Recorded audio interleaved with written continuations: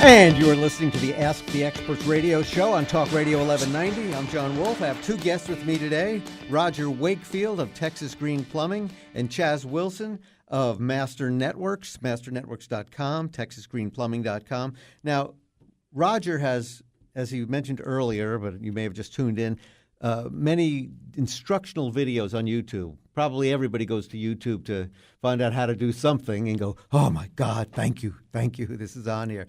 And you've told me in the past that sometimes you get a little guff from other plumbers about, why are you taking away our business?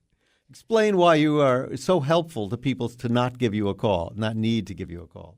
It's really funny because I get emails, I'll get phone calls. God, why are you teaching people how to fix this? You're taking money out of plumbers' pockets. Well, if I can help homeowners keep money in their own pockets by showing them how to repair things that aren't very difficult to repair, number one, they're going to remember me. Number two, I've saved them money, so I'm making their life better. And to me, it's a more informed consumer, plumber, purchaser, I guess. You know, if I'm having an electrician come into my house and I don't know anything at all about electricity, I'm at his mercy. But if I've watched videos and I know about what he's coming to work on, I'll be like, wait, why are you doing all that? And that's my thing about plumbing. The videos that we put together, and like I said, we've got a YouTube channel, The Expert Plumber. It's great. We've got some good videos. We put the videos of these shows on there, but we've got videos that teach people how to do things. One of the most important ones is how to turn the water off at your house. And I know that doesn't sound like a big deal, but if you walk in your house one day and your water heater's flooding and you got water coming out of your attic, the quicker you shut that water off, the more money you're going to save. That's a very simple one. Now, what about the danger side? Have you come upon situations where people thought, oh, I could do this, I watched a video, and they make a situation worse?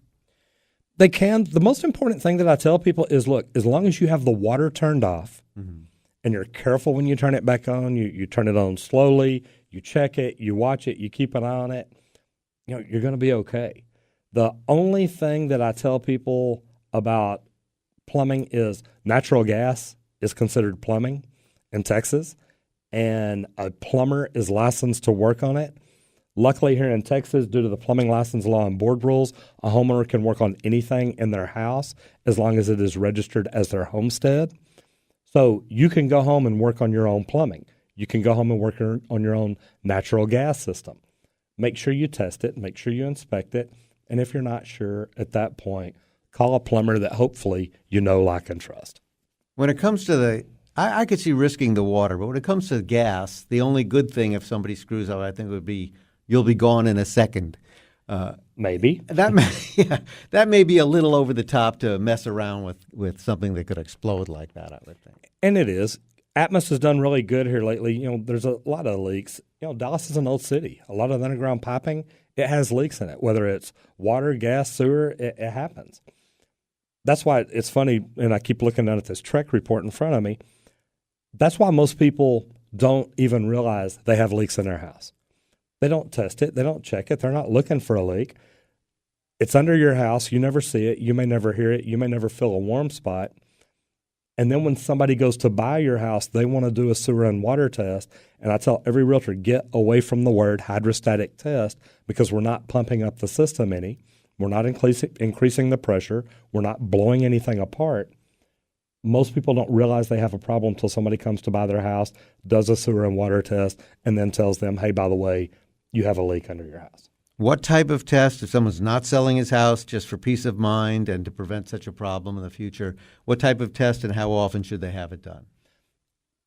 Really, to be honest, if your sewer is leaking, if it's not leading to foundation problems, you're probably never going to check it. Most people don't worry about things like that. We charge $350 for a sewer and water test. Why would I want to pay $350 just to find out if I had a leak under my house or not? You have too much money. Most people aren't going to just spend that money, right? No, but I'm asking if somebody wanted to know that there wasn't a problem, would you tell them once a year, once every 5 years, once every 3,000 miles? Probably once every 3 to 5 years. Okay, that'd have been a good question for Roger at Williamson Foundation because here's what happens is water leaks into the house lead to foundation issues. That leads to more expensive repairs. Mm-hmm.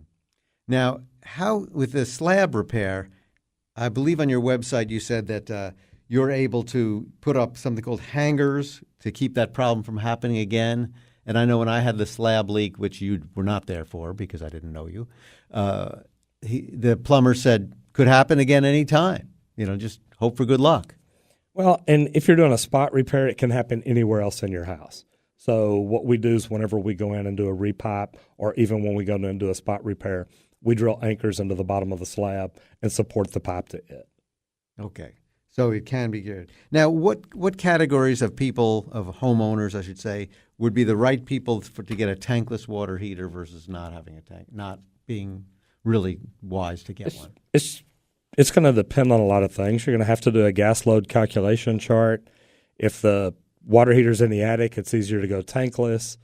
There's really, it depends on, it's a per house, per installation type deal to look at and see who's the best qualified candidates for it. Okay. Switch back to Chaz for a second. You talk about the organization you have. You meet people, you develop relationships, you build trust, you meet more people through them that could be of value to you, even if they're just as friends, much less as business connections. How does it work? Do you have meetings on a weekly basis or monthly basis, or send out emails, or just give me the blood and guts of it?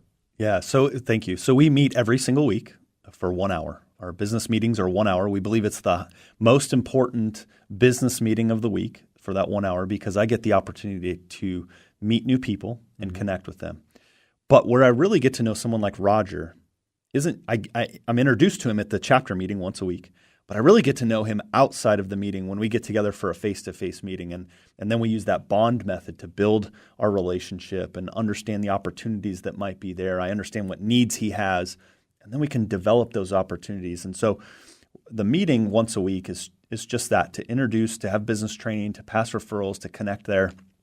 We have a whole structure for that. But where the real magic happens is when I get the opportunity to hang with Roger or anyone else in the chapter one-on-one, have that face-to-face meeting and get to know. And then we have social events and other national training events and those kinds of things. We do some online. We have an online university for business training, all of that. And our membership is $49.95 a month. Okay. And probably if you get one good referral out of that, that more than makes up for that cost. Well, that's the return on investment, but there's also that intrinsic return on value that I get through the relationship that almost can't be measured. Right. And the good thing is, especially through Master Networks, we can all help each other. And I do a lot of networking with real estate agents, and I've got people that I network there that I've invited into and brought into Master Networks, and they're now members. You realize how good it is for you. And I'll tell anybody right now, if you own a plumbing company, a roofing company, an HVAC company, electrical company, call me. I'll tell you about it. Call Master Networks.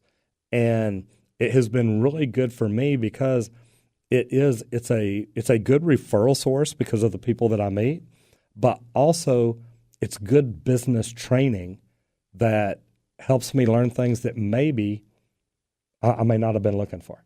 Okay, and once again, since it was a while back in the show, we're almost out of time here. Quick thing about your recruiting, how you need people? I'm looking for plumbers, guys. Our phone is blowing up, and we're turning down work every day, but I'm looking for the best plumbers in town. I don't want just somebody that's just had their license and they've been doing commercial work and they think service would be a great thing to do. Don't get me wrong, I could bring you in and train you, but I'm looking for the best plumbers in town. What would you tell someone who is not a plumber but is young and looking at it as a possible great trade to get into? Call me. I bring in apprentices. I recruit apprentices. I think it's huge. Go talk about bringing in somebody looking for something new. And Chaz talked about it a while ago about a guy coming into a meeting right after his house burned down. I cannot tell you how many people have walked into a Master Networks meeting as somebody's guest and said, look, I don't have a job, but I'm looking for one. Mm-hmm. Here's what I do. And before that person leaves, there's 4 or 5 people in the room saying, look, I've got somebody you need to call. And they come back a couple of weeks later and like, okay, look, I have a job now. I work for so-and-so, so-and-so. And a career at that, not just a job. Absolutely. This has been a great show. We've been speaking with Roger Wakefield, the expert plumber of TexasGreenPlumbing.com. His number, 972-442-4101, TexasGreenPlumbing.com. Also, Chaz Wilson, Master Networks, MasterNetworks.com, 972-294-5740. I'm John Wolf, and you've been listening to the Ask the Experts radio show on Talk Radio 1190.